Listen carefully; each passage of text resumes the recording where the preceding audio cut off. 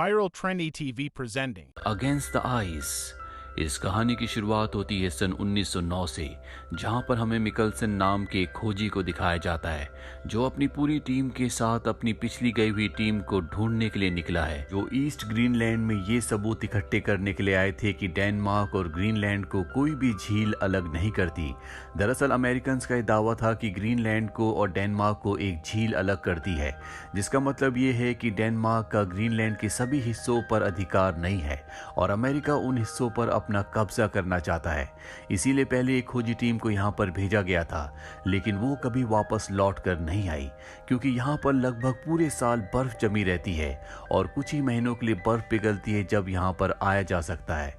और अब मिकलसन अपनी टीम के साथ यहाँ पर पिछली टीम को ढूंढने के लिए आया है। वो इस बर्फीली जगह पर अपने एक साथी के साथ पिछली टीम को ढूंढ रहा होता है और तभी उनमें से एक की डेड बॉडी उसे मिल जाती है। उसके पास कुछ नोट्स होते हैं जिस पर पत्थर से बनी हुई एक जगह का जिक्र होता है।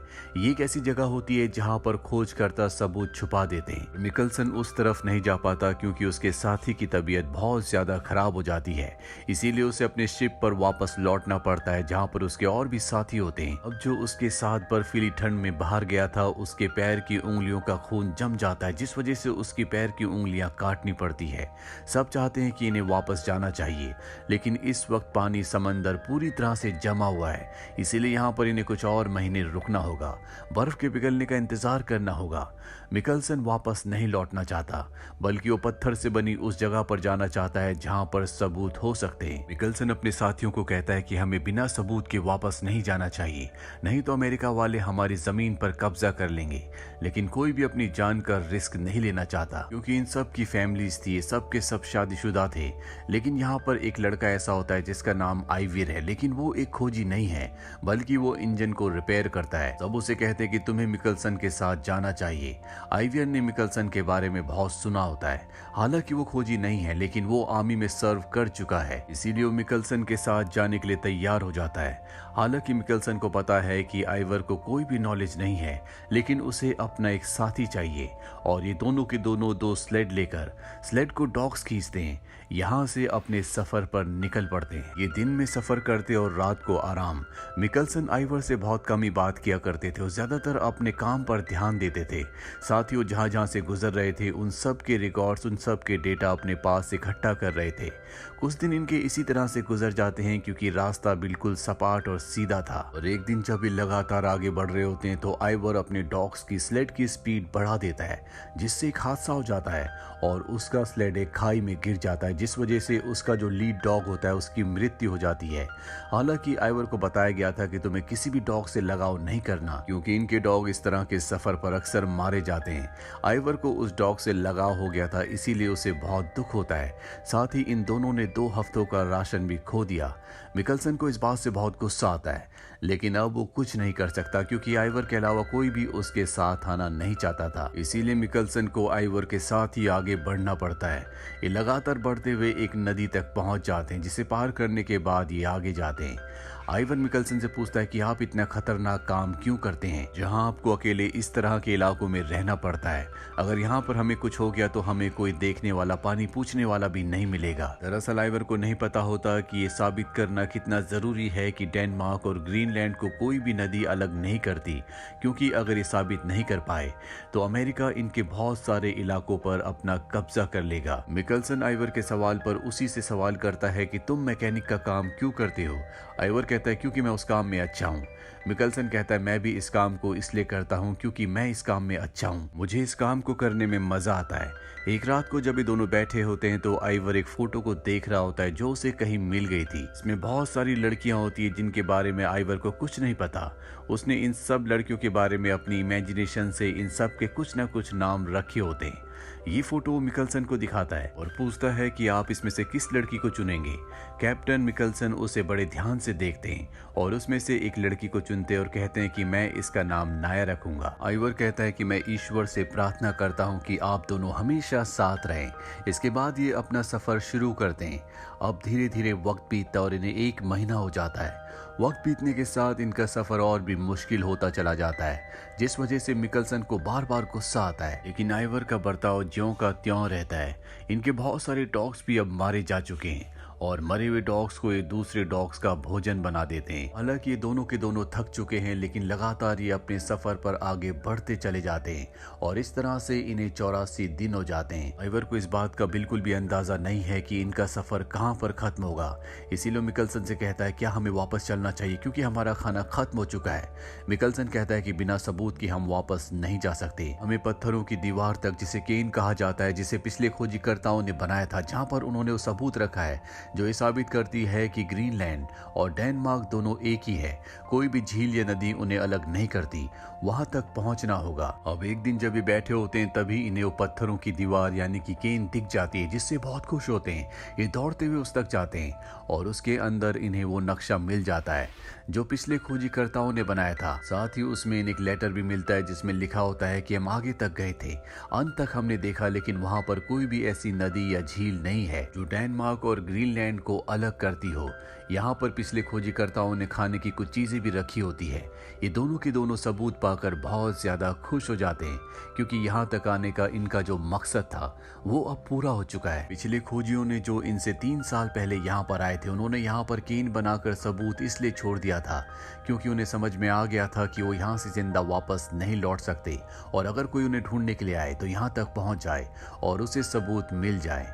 हालांकि इनका खाना खत्म हो चुका था, लेकिन अब इन्हें यहाँ पर खाने की कुछ चीजें मिल जाती है जिसे खाने के बाद ये अब वापस अपने लोगों की तरफ बढ़ चलते हैं।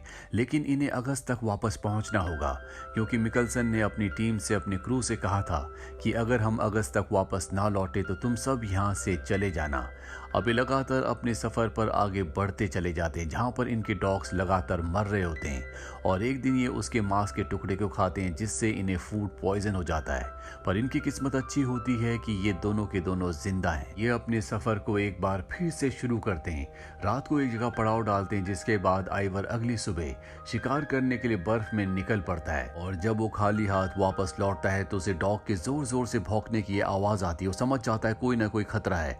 वो भागता हुआ अपने कैंप के पास पहुंचता, वो देखता है कि वहां पर एक बर्फीला भालू जो 3 डॉग्स को पहले मार चुका है, अब वो मिकलसन के ऊपर हमला कर रहा है। वो मिकलसन को मारने वाला होता है कि आइवर 2 गोली उस भालू को मारता है जिससे उस भालू की मौत हो जाती है।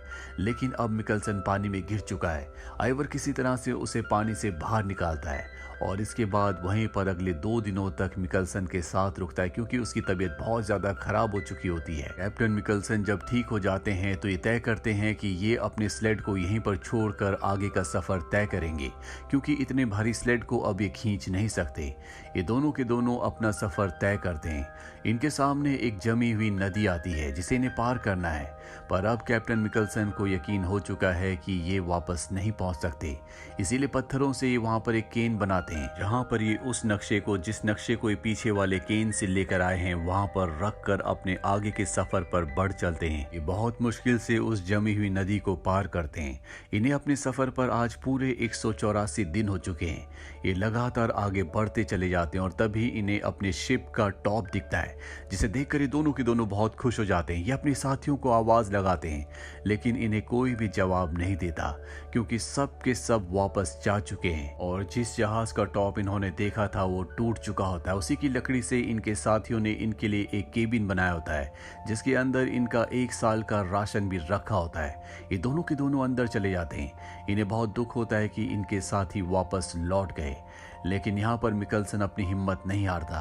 वो आइवर से कहता है कि हमें ढूंढने के लिए खोजी दस्ता जरूर आएगा, हमें बस सब्र रखना होगा। वहीं डेनमार्क में मिकलसन के उन साथियों को दिखाया जाता है जो वापस लौट चुके थे। वो सरकारी ऑफिसर्स के सामने होते जो उनसे पूछते हैं कि तुम उन दोनों को वहां पर छोड़कर क्यों आ गए। वो बताते हैं कि हमारा जहाज टूट चुका था, हमें वहां पर मछली पकड़ने वालों ने बचाया। अगर हम उनके साथ वापस लौट कर नहीं आते तो हम सब के सब मारे जाते। मैं चाहता हूं कि आप एक और खोजी दस्ते को वहां पर भेजें तो मिकलसन और आइवर को वापस ले आए। लेकिन जो सीनियर अधिकारी होते हैं वो कहते हैं कि इस खोज में पहले बहुत सारे लोगों की जान जा चुकी है, इसमें बहुत सारा पैसा खर्च हो चुका है और अब सरकार इसमें और पैसा और रिस्क नहीं ले सकती। वहीं मिकलसन और आइवर को दिखाया जाता है जिन्हें आज पूरे के पूरे 242 दिन हो चुके हैं। मिकलसन हमेशा आइवर को कहता है कि देखना, हमें वापस ले जाने के लिए यहाँ पर एक जहाज जरूर आएगा यहाँ पर इनके लिए जो केबिन बनाया गया था उसमें इनके लिए खाने के लिए भरपूर चीजें थी। साथ ही इन्होंने गाना सुनने के लिए यहाँ पर एक रिकॉर्डर को भी ठीक कर लिया था। अब एक रात को जब मिकलसन सो रहा होता है तभी उसे सपना आता है कि जो पत्थरों का केन इन्होंने बनाया था जिसके अंदर सारे सबूत हैं, उसे एक बर्फीला भालू तोड़ रहा है। उसने सारे सबूतों को खराब कर दिया। मिकलसन डर के नींद से जाग जाता है और आइवर से कहता है कि हमें सबूतों को वापस लाना होगा, वहां पर सबूत सुरक्षित नहीं है।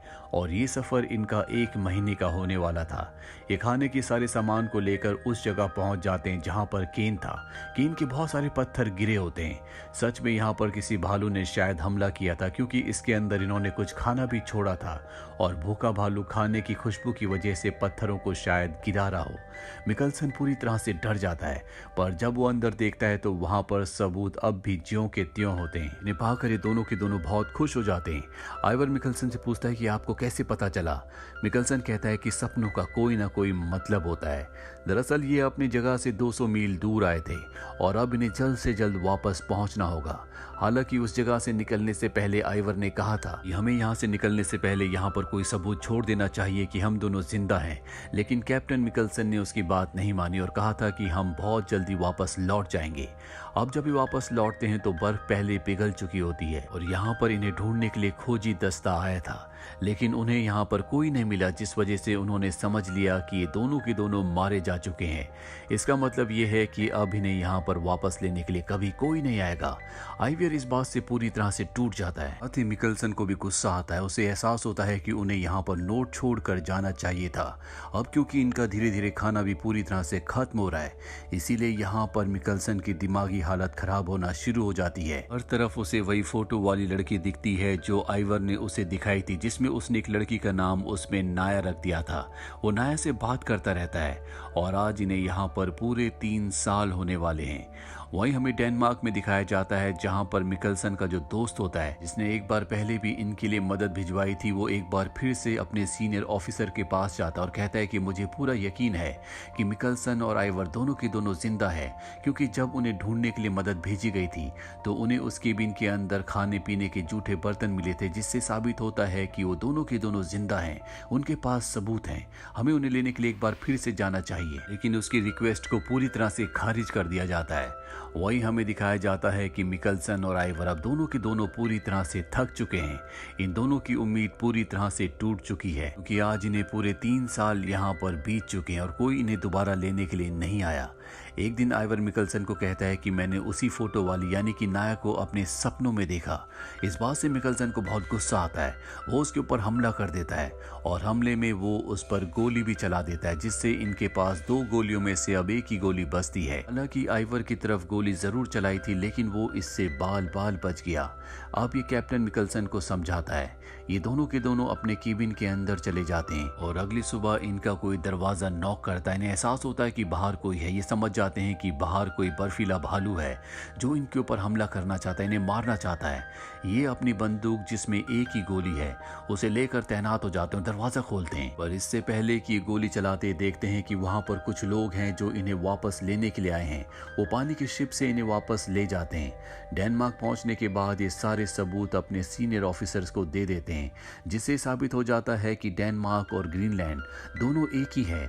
कोई भी बड़ी झील या नदी इन दोनों को अलग नहीं करती, जिसका मतलब ये है कि अमेरिका अब इनके किसी भी हिस्से पर कब्जा नहीं कर सकता, क्योंकि इनके पास सबूत हैं। ये दोनों के दोनों बहुत फेमस हो जाते हैं, क्योंकि इन्होंने ऐसा काम किया है जो शायद ही कोई कर पाता। यहाँ पर कैप्टन मिकलसन से वो फोटो वाली लड़की भी मिलने आती है, जिसका नाम उसने नाया रखा था। दरअसल इसे कैप्टन मिकलसन पहले से जानता था। ये दोनों एक दूसरे से प्यार करते थे। इस बारे में आइवर को नहीं पता था, पर अब आइवर को समझ में आ जाता है कि जब उसने कैप्टन मिकलसन को कहा था कि नाया उसके सपनों में आई थी, तो क्यों उन्होंने उसके ऊपर गोली चलाई, क्यों वो अपना आपा खो बैठे थे। 1 साल बाद मिकलसन नाया से शादी कर लेते हैं। मिकलसन और आइवर जिंदगी भर दोस्त बन के रहते हैं और आइवर ने कभी भी दोबारा से उस बर्फीली जगह पर, जिसे आर्टिक कहा जाता है, वहां पर कदम नहीं रखा। अंत में इन दोनों की असली फोटो को भी दिखाया जाता है, जिससे हमें इनके असली चेहरे दिखते हैं। और इसी के साथ ये सच्ची कहानी, जिसका नाम है अगेंस्ट द आइस, यहीं पर खत्म हो जाती है। उम्मीद करते हैं कि ये कहानी आपको पसंद आई होगी।